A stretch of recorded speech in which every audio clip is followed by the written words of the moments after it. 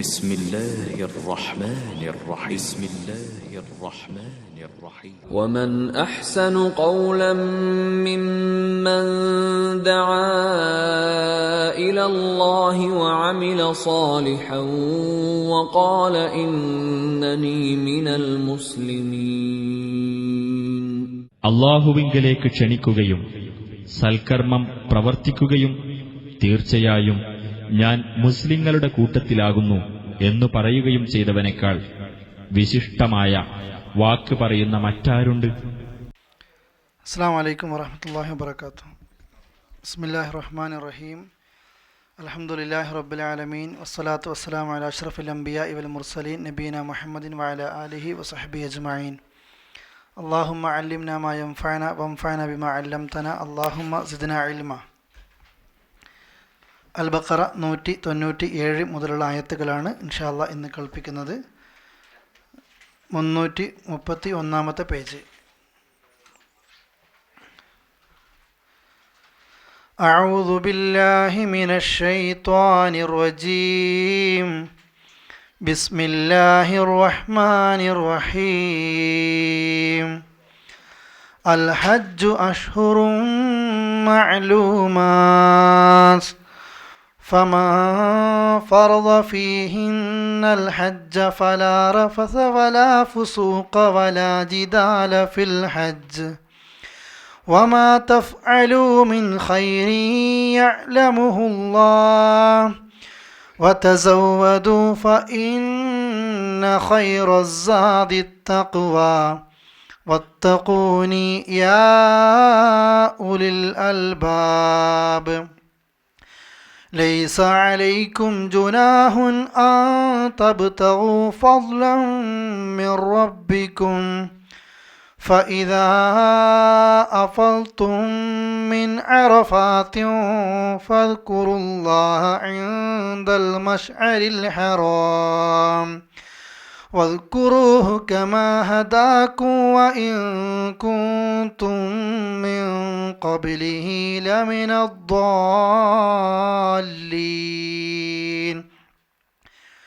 ثم أفيضوا من حيث أفاض الناس واستغفروا الله إن الله غفور رحيم. فإذا قضيتم مناسككم فاذكروا الله كذكركم آباءكم أو أشد ذكرا فمن الناس من يقول ربنا آتنا في الدنيا وما له في الآخرة من خلاق ومنهم من يقول ربنا آتنا في الدنيا حسنة وفي الآخرة حسنة وقنا عذاب النار أولئك لهم نصيب مما كسبوا والله سريع الحساب. 197 മുതൽ 202 വരെയുള്ള ആയത്തുകളാണ് എടുത്തത്. നമ്പർ കുറച്ചേ ഉള്ളൂ, ഒരു പേജ് ഏകദേശം ഓതിയിട്ടുണ്ടെങ്കിലും ഇത് എടുത്ത് പൂർത്തിയാക്കണം എന്നതാണ് ഇൻഷാ അല്ലാഹ് ആഗ്രഹിക്കുന്നത്. ഒരു വിഷയത്തിൻ്റെ ഏകദേശ പൂർത്തീകരണം വരുന്നതുകൊണ്ട് ഒരുപാട് നമ്മൾക്ക് വിശദീകരിക്കേണ്ടതല്ല. കഴിഞ്ഞ ക്ലാസ്സിലൊക്കെ സൂചിപ്പിച്ചതുപോലെ ഈ ആയത്തുകളൊക്കെ ഓതുമ്പോൾ സ്റ്റാർട്ടിങ്ങിൽ തന്നെ മനസ്സിലാവും ഇത് എന്തോ നോമ്പിനെ പറ്റിയിട്ടോ സക്കാത്തിനെ പറ്റിയിട്ടോ ആണ് പറയുന്നതെന്നല്ലേ, അല്ലേ? ഇതിനെപ്പറ്റി പറയുന്നതാണ്, ഹജ്ജിനെ പറ്റി പറയണം. ഞാൻ ഇടയ്ക്ക് ചോദ്യം ചോദിക്കട്ടെ ഇന്ന് ഇൻഷാ അല്ലാഹ്. കാരണം വിശദീകരണമല്ല, കർമ്മങ്ങളാണ്, അതുകൊണ്ട് ചോദിക്കും. കുറേ എൻ്റെ കൂടെ തന്നെ ഹജ്ജിന് വന്ന ആജിമാരെ ഇങ്ങനെ മുമ്പിലൊക്കെ ഇങ്ങനെ കണ്ടുകൊണ്ടിരിക്കുന്നത്. അപ്പോൾ എന്തായാലും ചോദിക്കും. ഫസ്റ്റ് 197 ആയത്ത്. അൽ ഹജ്ജു, ഹജ്ജ് അഷ്ഹുറും മഅലൂമാത്ത്. ഓതുമ്പോൾ ശ്രദ്ധിക്കുക, മീമിന് ഷദ് വന്നു കഴിഞ്ഞാൽ മണിക്കാൻ പിശുക്കുണ്ടാകരുത്. ഖുർആൻ ഫ്രീ ആയിട്ട് നമുക്ക് ഓതാം, അതിൻ്റെ അകത്ത് ആൾക്ക് ഒരു പിശുക്കുണ്ടാകരുത്. അഷ്ഹുറും മഅലൂമാത്ത് അല്ലേ.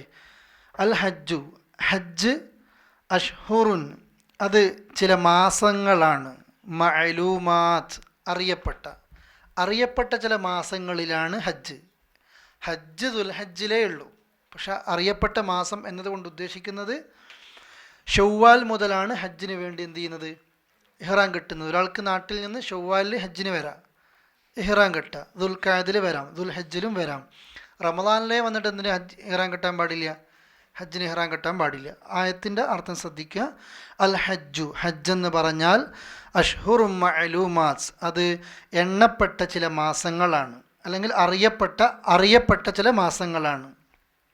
ഫമൻ, അപ്പോൾ ആരെങ്കിലും, ഫറള നിർബന്ധമാക്കി, ഫീഹിന്ന അതിൽ എന്ന് വെച്ചാൽ ആ മാസങ്ങളിൽ, ആരെങ്കിലും ആ സമയത്ത് ആ മാസങ്ങളിൽ ആരെങ്കിലും ഹജ്ജ് നിർബന്ധമാക്കിയാൽ, ഫീഹിന്ന അൽ ഹജ്ജ, ഹജ്ജ് നിർബന്ധമാക്കിയാൽ, ഫലാ റഫസ, റഫസ് പാടില്ല. സ്ത്രീ സല്ലാപം, സമ്പർക്കം, ഭാര്യാഭർത്ത് ബന്ധം എന്നതല്ല, ഞാനിത് വിശദീകരിക്കുന്നുണ്ട് അർത്ഥം പറഞ്ഞു കഴിഞ്ഞിട്ട്. സ്ത്രീ സല്ലാപങ്ങൾ പോലും, ഒരു കൊഞ്ചിക്കുഴയിൽ പോലും അവർക്ക് പാടില്ല. വല ഫുസൂഖ, ഫിസ്ക്, ഫാസിഖ് എന്നൊക്കെ പറയൂലേ, ഫാസിഖ് തമ്മാടിത്തം, അല്ലെ ഫാസിഖ് തമ്മാടി, ഫിസ്ക് തമ്മാടിത്തം, ഫുസൂഖ് തമ്മാടിത്തരം, തോന്നിവാസങ്ങൾ. വല ഫുസൂഖ, തമ്മാടിത്തരങ്ങളോ അഥവാ തോന്നിവാസങ്ങളോ പാടില്ല. വല ജിദാല, തർക്കവും പാടില്ല. ഫിൽ ഹജ്ജി, എവിടെ, ഹജ്ജിൽ ആരെങ്കിലും ഹജ്ജ് അവർക്ക് നിർബന്ധമാക്കിയാൽ ആ ഹജ്ജിൽ സ്ത്രീ സല്ലാപം പാടില്ല, തോന്നിവാസങ്ങൾ പാടില്ല, അതുപോലെ തന്നെ തർക്കങ്ങളും പാടില്ല. വമ തഫ്അലു മിൻ ഖൈരിൻ, നിങ്ങൾ എന്ത് നന്മ ചെയ്താലും, യഅലമുഹുല്ലാഹ്, അള്ളാഹു അറിയുന്നതാണ്. ഇത് മൂന്നും തെറ്റുകൾ പാടില്ല. എന്നാൽ നിങ്ങൾ എന്ത് നന്മ ചെയ്താലും അള്ളാഹു തആല അത് അറിയുകയും ചെയ്യും. അതുകൊണ്ട് വതസവ്വദു, നിങ്ങൾ ഹജ്ജിന് പോകുമ്പോൾ വതസവ്വദു, യാത്രാ ഭക്ഷണം ഒരുക്കണേ, യാത്രാ വിഭവം ഒരുക്കണേ, യാത്രാ വസ്തുക്കളൊക്കെ ഒരുക്കണേ. ഹജ്ജിന് പോകുമ്പോൾ പ്രത്യേകം പറയാണ് എന്തൊരുക്കണം, യാത്രാ വിഭവങ്ങൾ ഒരുക്കണം. എന്നിട്ട് അള്ളാഹ് ഒന്നുകൂടെ പറഞ്ഞു, ഫ ഇന്ന ഖൈറസ്സാദി, ഏറ്റവും നല്ല യാത്രാ വിഭവം അത്തഖ്വ, തഖ്വയാണ്, നമ്മൾ കൊണ്ടുപോകാത്ത സാധനം. യാത്രാ വിഭവം കൊണ്ടുപോകണം, ഏറ്റവും നല്ലത് ഏതാണ്, തഖ്വയാണ്. വത്തഖൂനി, നിങ്ങൾ എന്നെ സൂക്ഷിക്കണേ, യാ ഉലിൽ അൽബാബ്, ബുദ്ധിയുള്ളവരെ. വത്തഖൂനി, നിങ്ങൾ എന്നെ സൂക്ഷിക്കണേ, യാ ഉലിൽ അൽബാബ്, ബുദ്ധിയുള്ളവരെ. ഇതാണ് ആയത്തിൻ്റെ അർത്ഥം. അത്ര മനസ്സിലാകാൻ പറ്റാത്ത നിലക്കുള്ള ഒന്നുമില്ല ഇതിൽ. അള്ളാഹു ആദ്യം പറഞ്ഞൊരു വിഷയം, അൽ ഹജ്ജു അഷ്ഹുറും മഅലൂമാത്ത്, ഹജ്ജ് എന്ന് പറയുന്നത് എണ്ണപ്പെട്ട ചില, അറിയപ്പെട്ട, ഈ നോമ്പുമായിട്ട് ബന്ധപ്പെട്ട ആയത്ത് വന്നുകൊണ്ട് അയ്യാമി മഅദൂദാത്ത് എന്നുള്ള ആയത്തുമായിട്ട് ഇങ്ങനെ സാമ്യം വന്നതുകൊണ്ടാണ് എണ്ണപ്പെട്ടെന്ന് പറഞ്ഞു പോകുന്നത്. ഹജ്ജെന്ന് പറയുന്നത് അത് അറിയപ്പെട്ട ചില മാസങ്ങളാണ്. പറഞ്ഞു ഹജ്ജിന് ഇഹ്റാം കെട്ടാൻ മാസങ്ങൾ നിശ്ചയിച്ചിട്ടുണ്ട്. ഏത് മാസമാണ് ഫസ്റ്റ് സ്റ്റാർട്ട് ചെയ്യുക, ഷവ്വാൽ. റമദാൻ കഴിഞ്ഞിട്ടുള്ള മാസം ഷവ്വാൽ ആ മാസത്തിലെത്തുമ്പോൾ ഹാജിമാരൊക്കെ വരാനും തുടങ്ങുക. പിന്നെ ദുൽഖഅദയാണ്, പിന്നെ ദുൽഹിജ്ജയാണ്. ഈ സമയത്താണ് ഹജ്ജിന് ഇഹ്റാം കെട്ടുന്നത്. ഒപ്പം പവിത്രമാക്കപ്പെട്ട മാസം ദുൽഖഅദ മുതൽ തുടങ്ങും. ഹാജിമാരൊക്കെ വന്ന് മുഹറമൊക്കെ കഴിഞ്ഞ് പോകുന്നത് വരെ അത് പവിത്രമായിട്ട് കഴിഞ്ഞ ക്ലാസ് നമ്മൾ നിർണ്ണയം ചെയ്തിട്ടുണ്ട്, അല്ലേ? ഈ മാസങ്ങളിലാണ് ഹജ്ജ്. അതിന് മുമ്പ് ഹജ്ജിന് വേണ്ടി ഇഹ്റാം കെട്ടാൻ പാടില്ല. നമ്മുടെ നാട്ടിലൊക്കെ ഇവിടെയൊക്കെ ഒരു തെറ്റിദ്ധാരണയുണ്ട്, റമദാനിൽ ആരെങ്കിലും ഉംറ വന്നു കഴിഞ്ഞാൽ പിന്നെ അവർ ഹജ്ജും കഴിഞ്ഞിട്ടേ പോകാൻ പാടുള്ളൂ. അങ്ങനെയൊന്നുമില്ല. അതുപോലെ തന്നെ ഷവ്വാലിൽ ഇവിടുന്ന് ആരെങ്കിലും ഒരു ഉംറക്ക് പോയി, നാട്ടിൽ നിന്നൊക്കെ ഒരു ഹാജിമാർ വരിക എന്ന് കൂട്ടിക്കോ. ഇവിടെയുള്ളൊരു തെറ്റിദ്ധാരണയാണ്, ഷവ്വാലിൽ നാട്ടിൽ നിന്ന് ആരെങ്കിലും ഹാജിമാർ വരും, അങ്ങനെ വന്നു കഴിഞ്ഞാൽ അവരെ കാണാൻ വേണ്ടി ഇവിടുന്ന് ഓട്ടം നമ്മൾ പോവുകയും ചെയ്യും. അപ്പോൾ സ്വാഭാവികമായിട്ടും ഇപ്പോൾ റിയാദ് തമാമെന്നൊക്കെ ആര് മക്കത്ത് പോകുകയാണെങ്കിലും ഒരു ഉംറ കഴിയാൻ എല്ലാവർക്കും ഒരു ഇഷ്ടം ഉണ്ടാവും, അല്ലേ? അങ്ങനെ പാടില്ല. കാരണം ഈ മാസം ഇഹ്റാം കെട്ടിക്കഴിഞ്ഞാൽ അയാൾക്ക് എന്ത് നിർബന്ധമായി, ഹജ്ജ് നിർബന്ധമായി. അങ്ങനെയില്ല. അത് ഒരു ആർക്കോ ഉണ്ടായൊരു തെറ്റിദ്ധാരണ ഇന്നിങ്ങനെ വ്യാപകമായിട്ടുണ്ട് എന്ന് മാത്രമേ ഉള്ളൂ.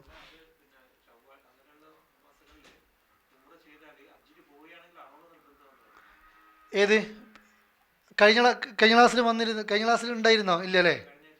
ഇല്ല. അത് പറഞ്ഞിരുന്നു. ഹജ്ജ് 3 രീതിയിൽ, ഞാൻ അങ്ങോട്ട് പ്രവേശിക്കുന്നില്ല. ഷവ്വാലിൽ നമ്മുടെ നാട്ടിൽ നിന്നൊക്കെ പോരുന്നത് പോലെ ഷവ്വാലിൽ വന്ന് ഉംറയ്ക്ക് ഇഹ്റാം കെട്ടും. ഉംറ കഴിഞ്ഞാൽ അവർ ഫ്രീ ആയി. പിന്നെ ഹജ്ജിന് ഇഹ്റാം കെട്ടും. അതാണ് തമത്തു ആയിട്ടുള്ള ഹജ്ജ്. അവർക്ക് അറിവ് നിർബന്ധമാണ്. അതാണ് ഉദ്ദേശിക്കുന്നത്. ഞാൻ ഇപ്പം പറഞ്ഞ വിഷയം, ഒരാൾ ഷവ്വാലിൽ പോയിട്ട് ഉംറയ്ക്ക് ഇഹ്റാം കിട്ടിയാൽ അയാൾക്ക് ഹജ്ജ് നിർബന്ധം എന്നില്ല എന്നതൊന്നുമില്ല. മനസ്സിലായിട്ടുണ്ടല്ലോ? ഹജ്ജിന് ഇഹ്റാം കിട്ടുന്ന ആളുകൾക്ക് ഷവ്വാലിന് മുമ്പ് റമദാൻ എന്ത് ചെയ്യാൻ പറ്റില്ല, കെട്ടാൻ പറ്റില്ല. ഒരാൾക്ക് ഷവ്വാലിൽ വന്നിട്ട് ഡയറക്റ്റ് ലബ്ബൈക്ക് അല്ലാഹുമ്മ ഹജ്ജൻ എന്ന് പറയാം, ഇഫ്റാദായിട്ട്. ഖിറാനായിട്ട് ലബ്ബൈക്ക് അല്ലാഹുമ്മ ഉംറത്തൻ വഹജ്ജൻ എന്നും പറയാം. തമത്തു ആയിട്ട് ലബ്ബൈക്ക് അല്ലാഹുമ്മ ഉംറ എന്നും പറയാം. ഇതാണ് വിഷയം. ഇഫ്രാദ് എന്ന് പറഞ്ഞാൽ നേരെ ഹജ്ജിന്, അതുപോലെ തന്നെ ഖിറാൻ എന്ന് പറഞ്ഞാൽ ഉംറക്കും ഹജ്ജിനും ഒറ്റ ഇഹ്റാം, തമത്തു എന്ന് പറഞ്ഞാൽ ഉംറക്ക് വേറെ ഇഹ്റാം, ഹജ്ജിന് വേറെ ഇഹ്റാം. ഇത് മൂന്നും ഷവ്വാൽ മുതലാണ് സ്റ്റാർട്ടിങ് ചെയ്യുന്നത്. ഇൻഷാ അല്ലാ അത് ആ നിലക്ക് മനസ്സിലാക്കുക. ഇത് പ്രാക്ടിക്കലായിട്ട് വരുമ്പോൾ നമ്മൾ ഓൾറെഡി എന്ത് ചെയ്യും, മനസ്സിലായിക്കൊണ്ടേയിരിക്കും. ഇനി ആദ്യത്തെ ഭാഗം അതാണ്. രണ്ടാമത്തെ ഭാഗം ഫമൻ ഫറള ഫീഹിന്നൽ ഹജ്ജ, ആരെങ്കിലും അവയിൽ പിന്നെ ഹജ്ജ് അവർക്ക് നിർബന്ധമാക്കിയാൽ, ഫമൻ ഫറള ഫീഹിന്നൽ ഹജ്ജ, ആരെങ്കിലും അവർക്ക് ആ സമയത്ത് ഹജ്ജ് നിർബന്ധമാക്കിയാൽ. എന്നാൽ അവർ നിർബന്ധമാക്കിയാൽ എന്നതുകൊണ്ട് ഉദ്ദേശിക്കുന്നത് ഇഹ്റാം കെട്ടലാണ്. അവർ ഹജ്ജിൽ ഇഹ്റാം കെട്ടലോടുകൂടി അവർക്ക് എന്ത് നിർബന്ധമായി കഴിഞ്ഞു, ഹജ്ജ് നിർബന്ധമായി കഴിഞ്ഞു. അങ്ങനെയാൽ ഫലാ റഫസ, സ്ത്രീ സല്ലാപങ്ങൾ പാടില്ല, ഭാര്യാഭർത്തൃ ബന്ധം പാടില്ല എന്നല്ല ഈ റഫസ് കൊണ്ട് ഉദ്ദേശിക്കുന്നത്.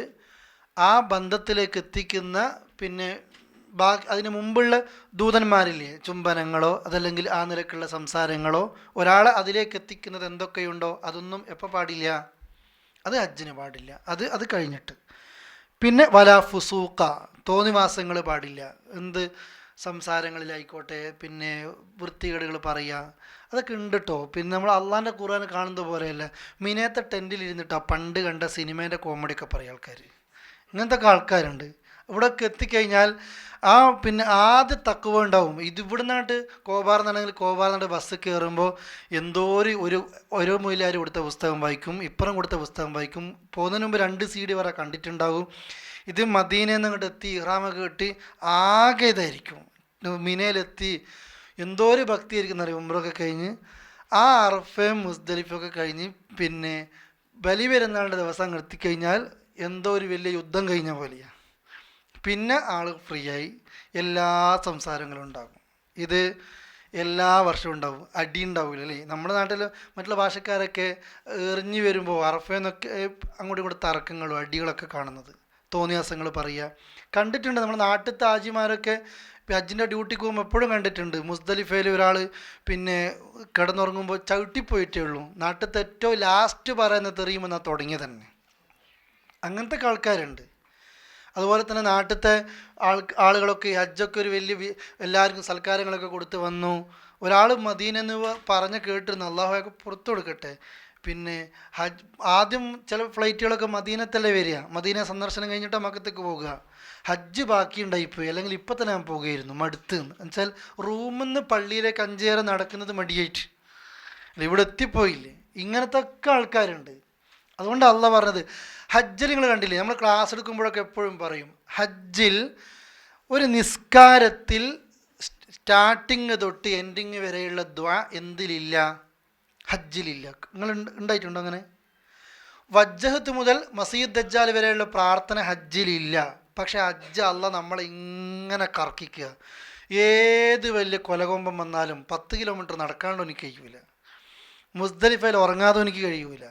കുറേ ക്ഷമിപ്പിക്കും. എത്ര വലിയ ആൾ വന്നു കഴിഞ്ഞാലും നാട്ടിലൊക്കെ നമ്മൾ ഗ്രീൻ ആയിക്കോട്ടെ, ഏത് കാറ്റഗറി ആയിക്കോട്ടെ, വന്നു കഴിഞ്ഞാൽ അവർ ടെൻറ്റിലേക്ക് പോകുമ്പോൾ അള്ളൊരു പരീക്ഷണം കൊടുക്കുക. അത് അവരുടെ ആ കർമ്മത്തിൽ അതുകൊണ്ട് അള്ള പ്രത്യേകം പറഞ്ഞ വലാ ഫുസൂക്ക, ഒരു തോന്നിയാസം പാടില്ല. ഇത് കാലങ്ങളായിട്ട് ചെയ്യുന്നതാണ്. വെറുതെ പിന്നെ 1 ലക്ഷം കൊണ്ട് മുടക്കി, അല്ലെ ഇവിടുത്തെ 7000 കൊണ്ട് മുടക്കി, പിന്നെ നമ്മൾ മാമോദീസൊക്കെ മുക്കുന്നത് പോലെ മക്കത്ത് പോവുക, ചെയ്ത പാപങ്ങളൊക്കെ പുറത്തേരെ ക്ലീൻ ആകുക. ഇതാ ആൾക്കാരുടെ ധാരണ അല്ലേ? ഒന്നും ചൊല്ലിപ്പിക്കുന്നില്ല അള്ളാഹുവിൻ്റെ ദീനിൻ്റെ ഇസ്ലാമിനെ പരിപൂർണമായിട്ട് നമ്മളെ കൊണ്ട് അംഗീകരിപ്പിക്കുകയാണ്. ഇതാണ് ഹജ്ജ്. അൽ ഇസ്തിസ്ലാമു ലില്ലാ, പൂർത്തിയായിട്ട് അള്ളാഹിലേക്ക് എത്തിക്കലാണ് ഹജ്ജ്. അതുകൊണ്ട് വലാ ഫുസൂക്ക പാടില്ല. പിന്നെ മൂന്നാമത്തതോ വല ജിദാല ഫിൽ ഹജ്ജ്, ഹജ്ജിൽ തർക്കം പാടില്ല അല്ലേ? കോൺഗ്രസ്സുകാർ അടുത്തുണ്ടാവും, ഇവിടെ കമ്മ്യൂണിസ്റ്റുകാരനായിരിക്കും അല്ലേ? അവിടെ തർക്കം, സംഘടനകൾ തമ്മിൽ തർക്കം, എല്ലാ തർക്കവും എന്നുവെച്ചാൽ ഈ തർക്കങ്ങളൊക്കെ ഇതില്ല എന്ന് പറയേണ്ട, ഹജ്ജിന് വന്നവർക്കറിയാം എല്ലാ സംഗതിയും അവിടെ കിട്ടും അല്ലേ.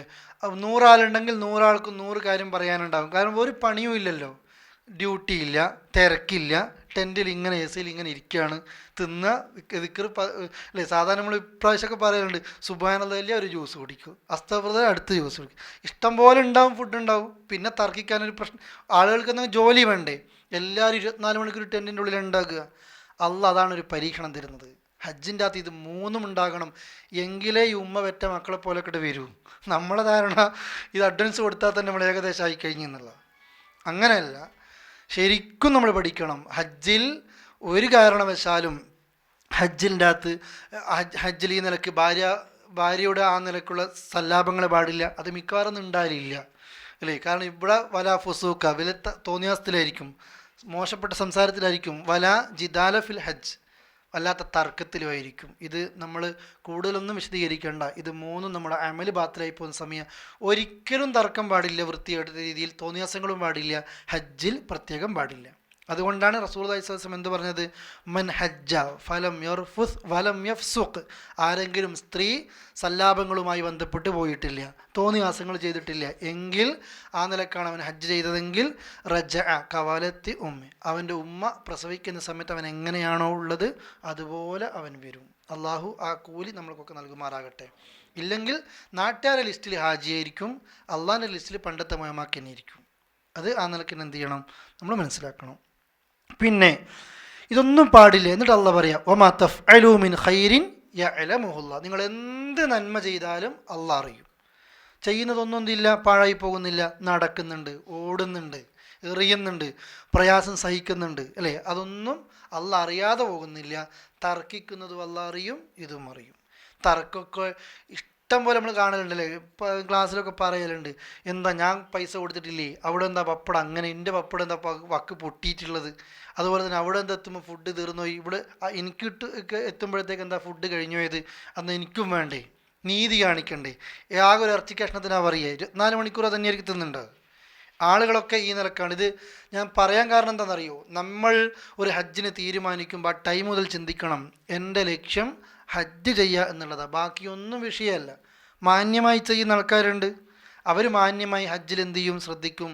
വേറെ രീതിയിലെത്തിയ ആളുകൾ മാന്യമായിട്ട് ആ ഭാഗം ചിന്തിക്കും, അള്ളാഹുവിൻ്റെ അടുത്തേക്ക് ആ ഹജ്ജെത്തും, മറ്റേ ആൾക്കാർക്ക് അത് അള്ളാഹിൻ്റെ അടുത്തേക്ക് എത്തില്ല എന്നതിലേക്ക് നമ്മൾ പ്രത്യേകമായിട്ട് ശ്രദ്ധിക്കണം.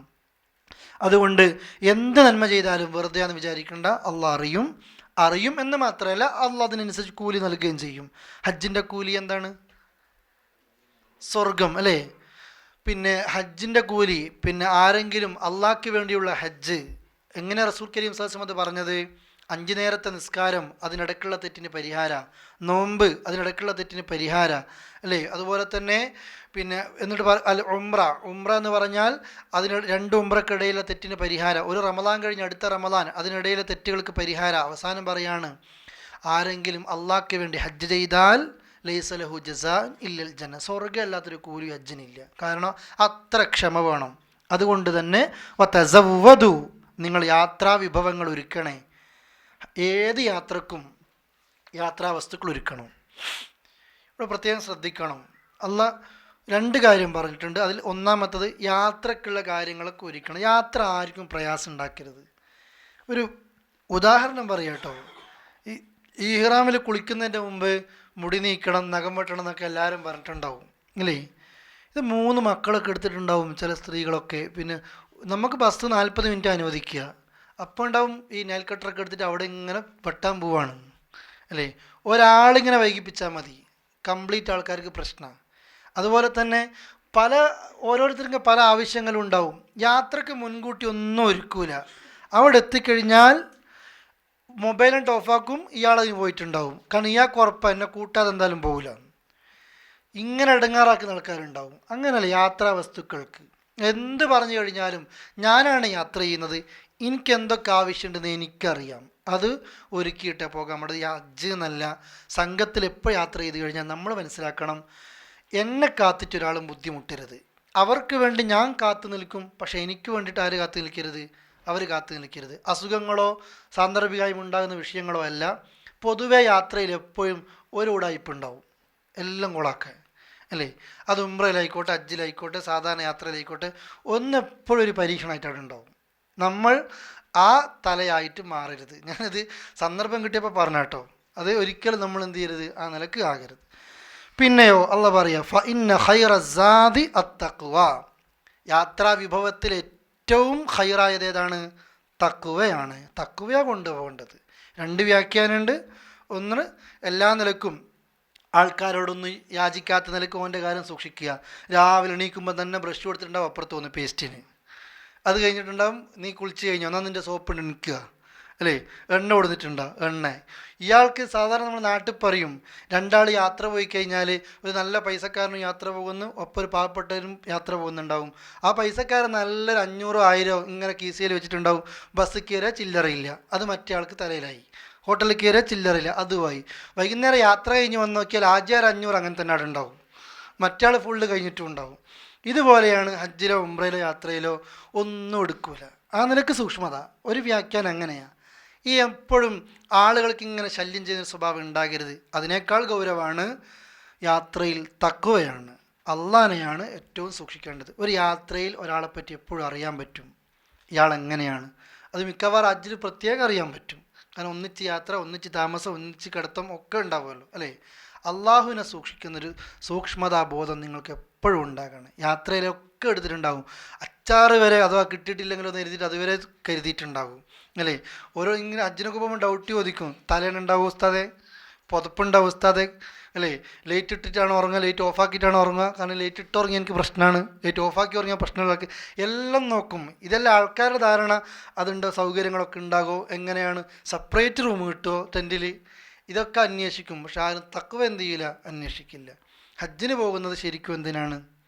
ആ നിലക്ക് തഖ്വയോടുകൂടി യാത്രക്കാർ. സാധാരണ നമ്മൾ നാട്ടിൽ കാണാം, ലൈലത്തുൽ ഖദർ പിടിക്കാൻ വേണ്ടിയിട്ട് ഒറ്റയിട്ട രാവിന് വീട്ടിൽ നിന്ന് നല്ല ബ്ലാങ്കറ്റും തലേണൊക്കെ എടുത്തിട്ട് ആ പള്ളിക്ക് പോവുക.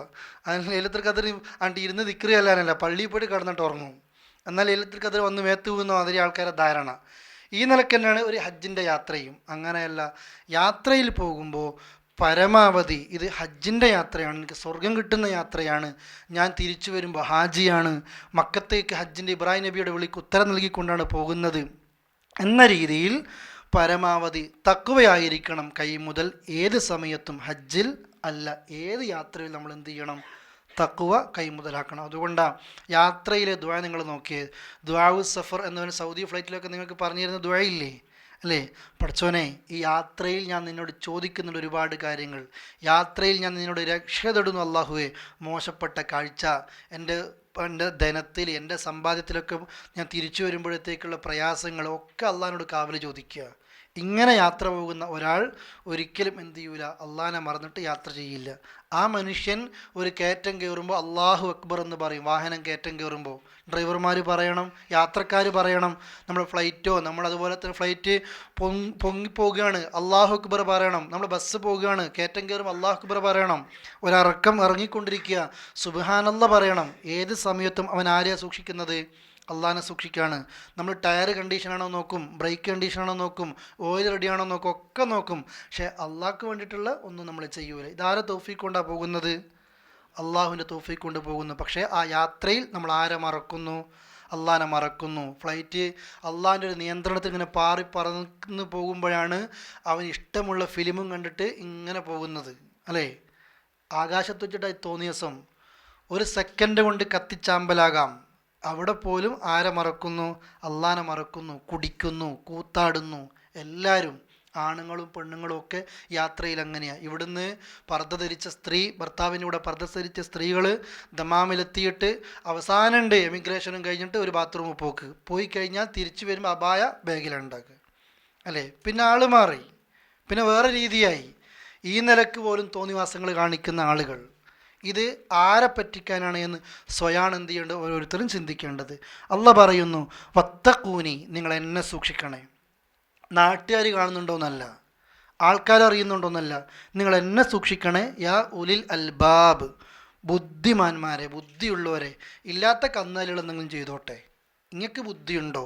നിങ്ങൾ ഈ നിലക്ക് എന്നെ സൂക്ഷിക്കണേ. ഇതാണ് ഒന്നാമത്തെ ആയത്ത്. മനസ്സിലായിട്ടുണ്ടാകുമല്ലോ അല്ലേ.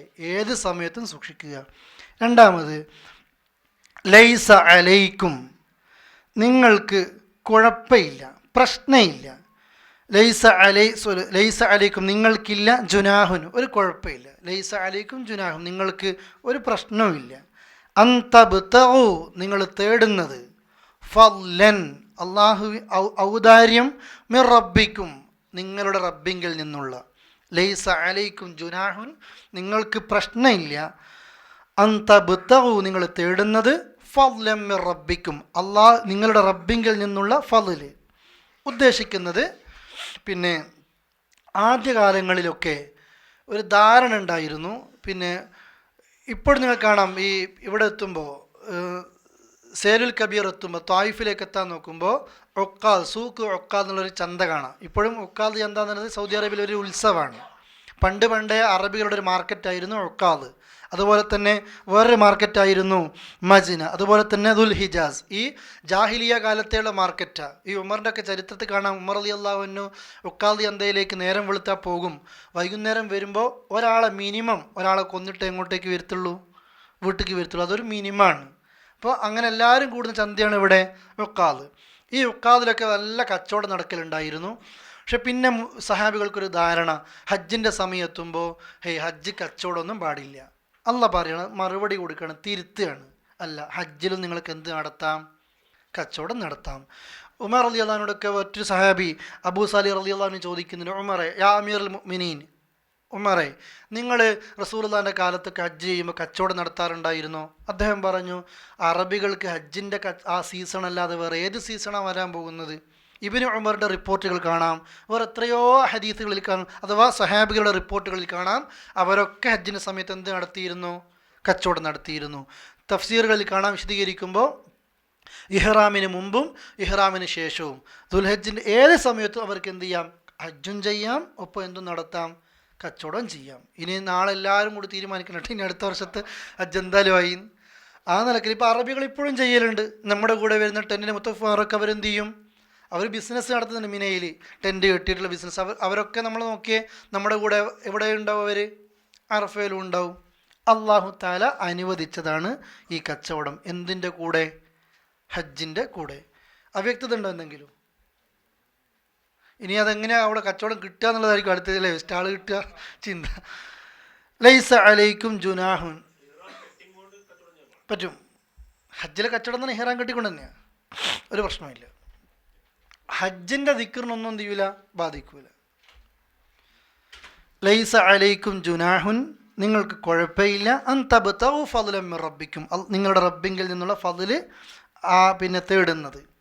അടുത്ത ആയത്തിട്ട് അള്ളാഹുവിൻ്റെ പ്രയോഗം, കാലങ്ങൾക്ക് മുമ്പ് അള്ളാഹ് പ്രയോഗിച്ച പദം ഫ ഇദാ അഫൽത്തും. ഹജ്ജിൻ്റെ അത്ഭുത ഇത്.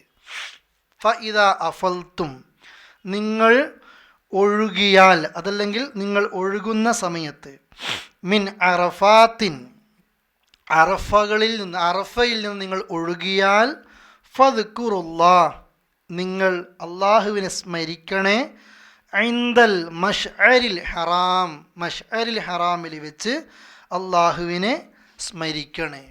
അള്ളാഹ് ഉപയോഗിച്ച പദം എന്താണ്? ഫഇദാ അഫൽത്തും നിങ്ങൾ ഒഴുകിയാൽ, ഒഴുകി ഇങ്ങനെ വരുന്ന സമയം. ഇതെപ്പോഴാണ് അള്ളാഹ് പ്രയോഗിച്ചത്? 35 ലക്ഷം ഹാജിമാർ ഒഴുകുന്ന സമയത്താണോ? ആണോ? അല്ല.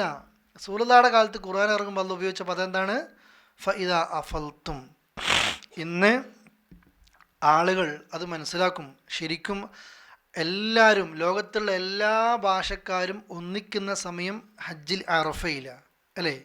ആ അറഫയിൽ സമ്മേളിച്ചിട്ട് മഗ്രിബിൻ്റെ സമയത്തൊരു വരവുണ്ട്. മഷ്അരിൽ ഹറാം എന്ന് വെച്ചാൽ മുസ്ദലിഫയിലേക്ക് വരുമ്പോൾ ട്രെയിനിൽ വരുന്ന ആളുകൾ ആ ട്രെയിനിൽ വരുമ്പോൾ സമയത്ത് കാണും. ശരിക്കും ഈ കാൽനടയായിട്ട് മുസ്ദലിഫയിലേക്ക് വരുന്ന ലക്ഷങ്ങളുണ്ടാകും.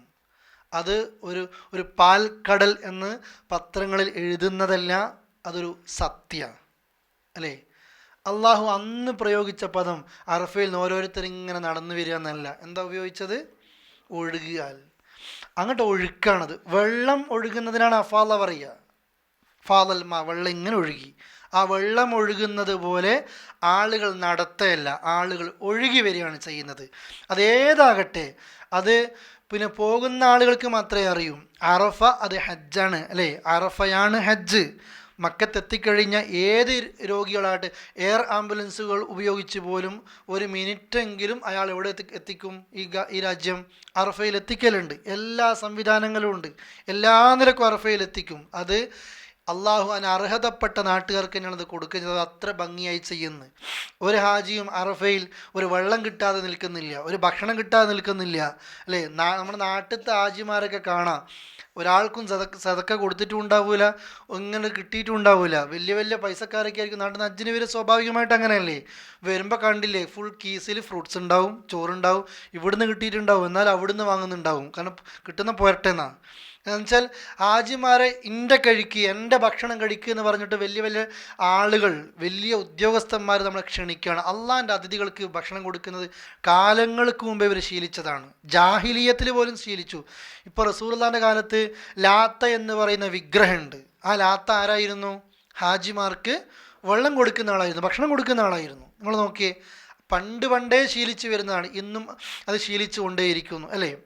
അങ്ങനെ ഫഇദ അഫൽതും മിൻ അറഫാത്ത്, അറഫയിൽ നിന്ന് നിങ്ങൾ ഒഴുകിയാൽ ഫദ്കുറുല്ലാ, നിങ്ങൾ അള്ളാഹിനെ ഓർക്കണേ, ഇൻദൽ മഷ്അരിൽ ഹറാം, മഷ്അരിൽ ഹറാമിൽ വെച്ച്. മഷ്അരിൽ ഹറാം, ഇന്ന് മുസ്ദലിഫയിൽ നിങ്ങളൊരു പള്ളി കാണും, ആ സ്ഥലത്താണ് മഷ്അരുൽ ഹറാം. ഖുസഹ് കുന്ന്, ഒരു കുന്നിങ്ങനെ ഇറങ്ങുമ്പോഴാണ് പള്ളിയുള്ളത്. ആ ഭാഗത്ത് എത്തുമ്പോൾ റസൂൽ കരീം സല്ലല്ലാഹു അലൈഹി വസല്ലമ അവിടെയായിരുന്നു ഇരുന്നത്. എപ്പോൾ?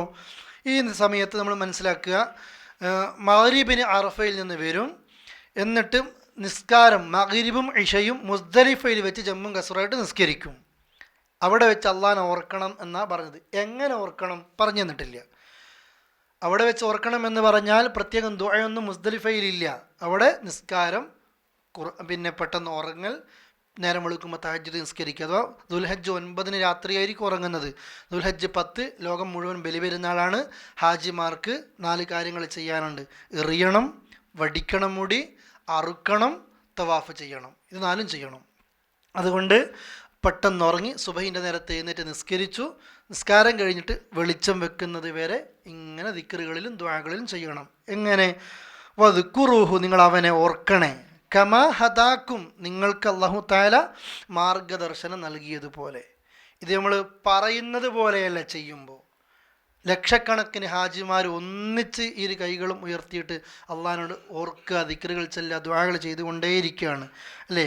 വ ഇൻ കുന്തും മിൻ ഖബ്ലിഹി, നിങ്ങൾ ഇതിനു മുമ്പ് ലമിനദ്ദാല്ലീൻ, പിഴച്ചവരായിരുന്നു.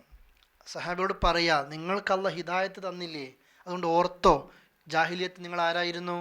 പിഴച്ചവരായിരുന്നു. നമ്മളോടും നമ്മളെല്ലാ തെറ്റുകളിൽ നിന്നും മാലിന്യങ്ങളിൽ നിന്നുമാണ് എങ്ങോട്ടേക്ക് പോയത്?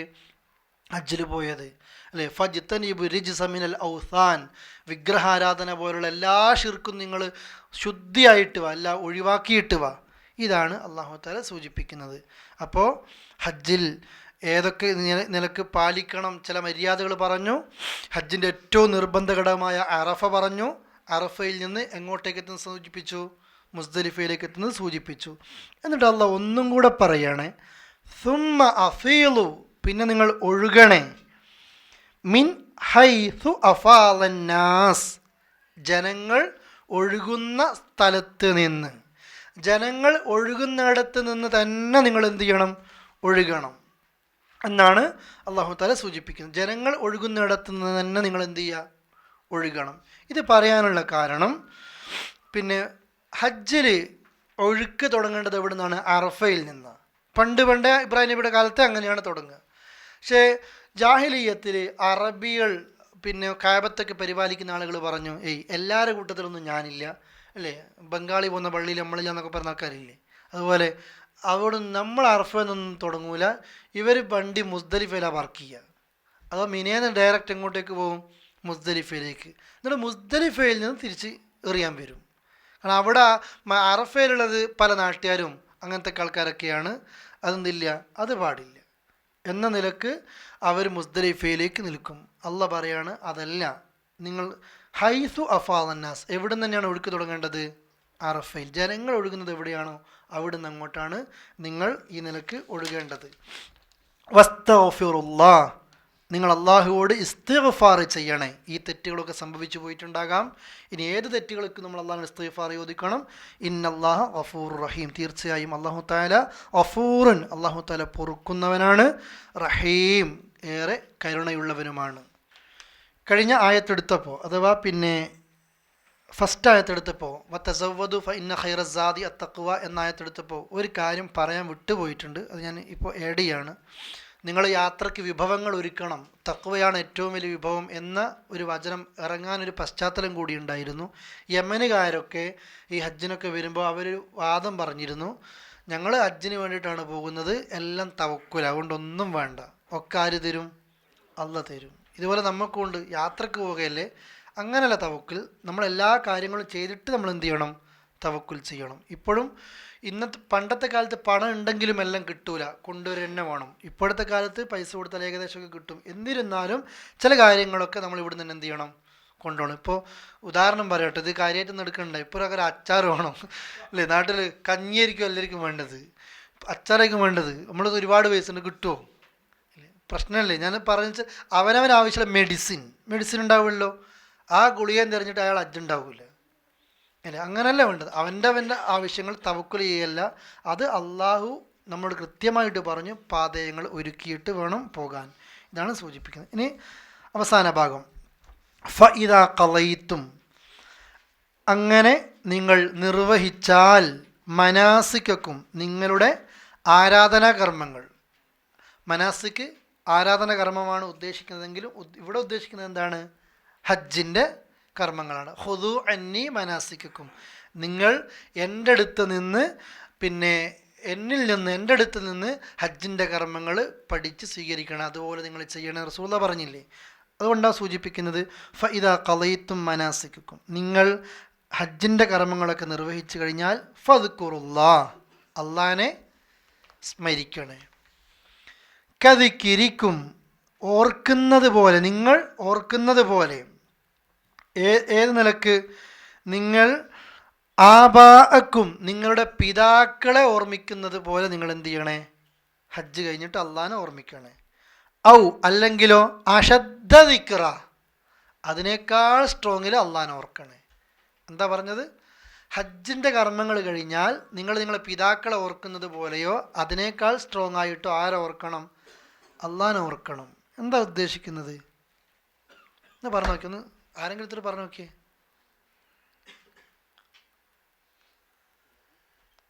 എന്താ ഉദ്ദേശിക്കുന്നത്? ഹജ്ജിൻ്റെ കർമ്മങ്ങൾ കഴിഞ്ഞാൽ അള്ളാഹനെ നിങ്ങൾ ഓർക്കണം, പിതാക്കളെ ഓർക്കുന്നത് പോലെ, അല്ലെങ്കിൽ അതിനേക്കാൾ സ്ട്രോങ് ആയിട്ട്.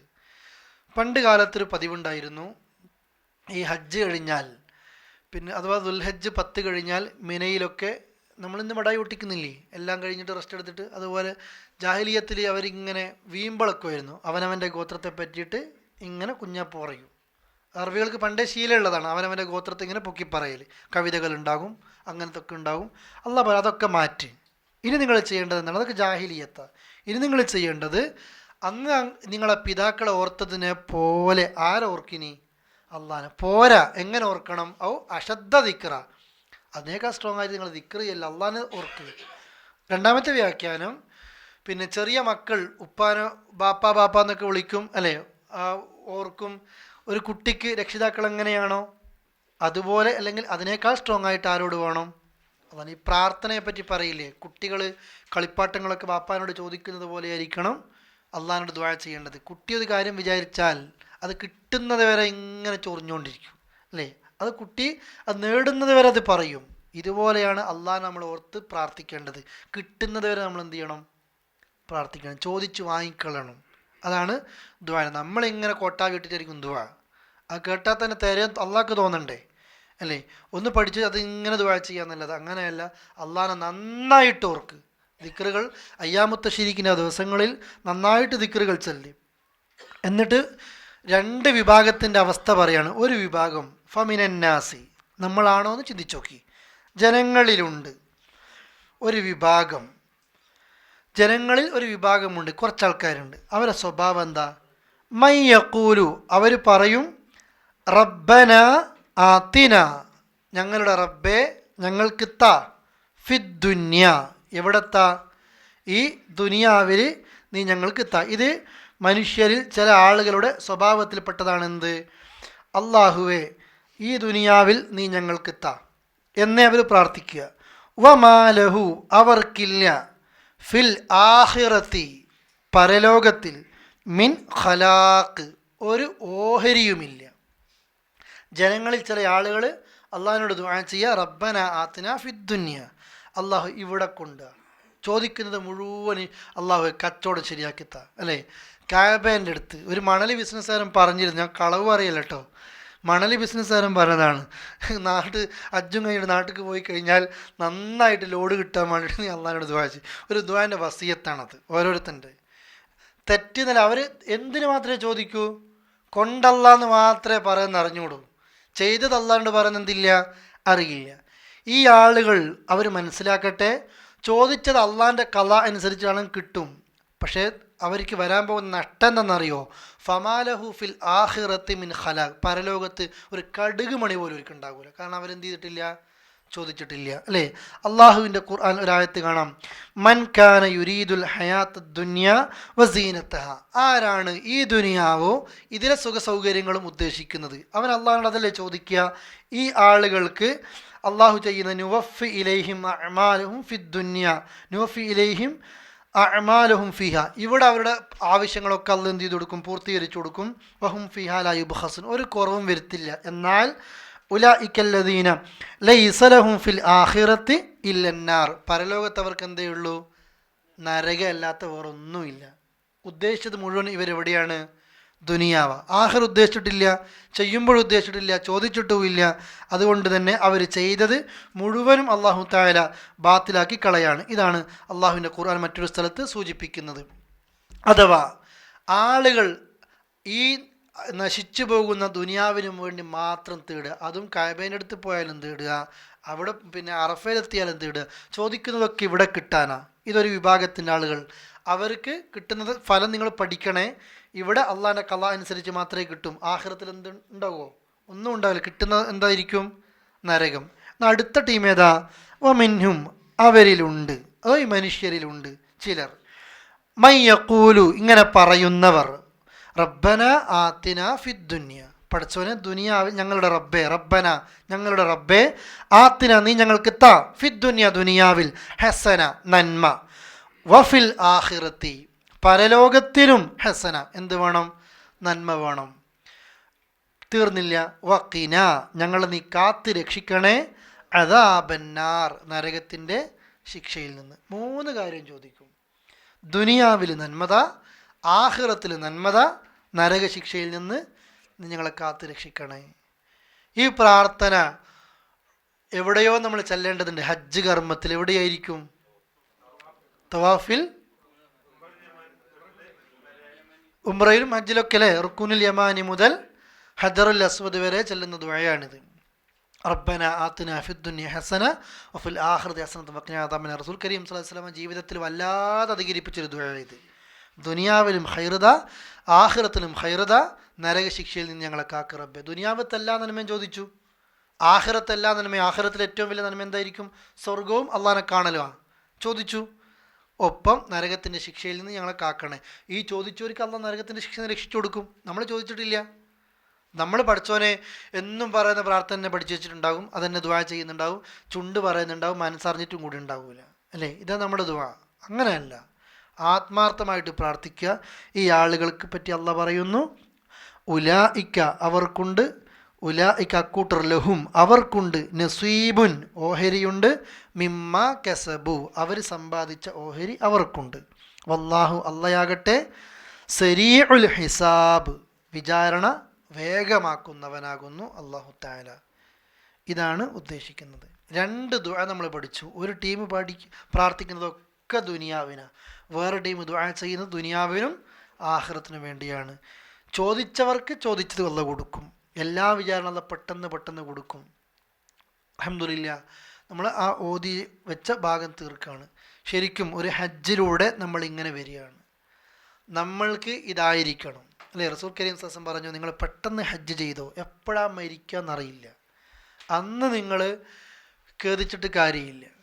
സൗകര്യങ്ങളും സുഖങ്ങളും ഒക്കെ ഉണ്ടായിട്ട് ഹജ്ജ് ചെയ്യാത്ത ആളുകൾ, അതും ചെറുപ്പ സമയത്ത് ഹജ്ജ് ചെയ്തോ, ആരോഗ്യ സമയത്ത് ഹജ്ജ് ചെയ്തോ, എല്ലാ കർമ്മങ്ങളും നന്നായിട്ട് ചെയ്യാൻ പറ്റും. അല്ലെങ്കിൽ ഒരുപാട് പ്രയാസങ്ങളുണ്ടാകും. നമ്മൾ ആദ്യം അതാ വേണ്ടത്. ഈ നിലക്ക് ചെയ്തിട്ട് അള്ളാഹുവിലേക്ക് അടുക്കുന്ന, ഈ ഹജ്ജിലൂടെ അള്ളാഹുവിലേക്ക് എത്തുന്ന നല്ലൊരു ഹാജിയായിട്ട് മാറാൻ നമ്മൾക്കൊക്കെ സാധിക്കണം. അള്ളാഹു തആല അനുഗ്രഹിക്കുമാറാകട്ടെ. ഇതാണ് ഈ വിഷയവുമായി ബന്ധപ്പെട്ട് സൂചിപ്പിക്കുന്നത്.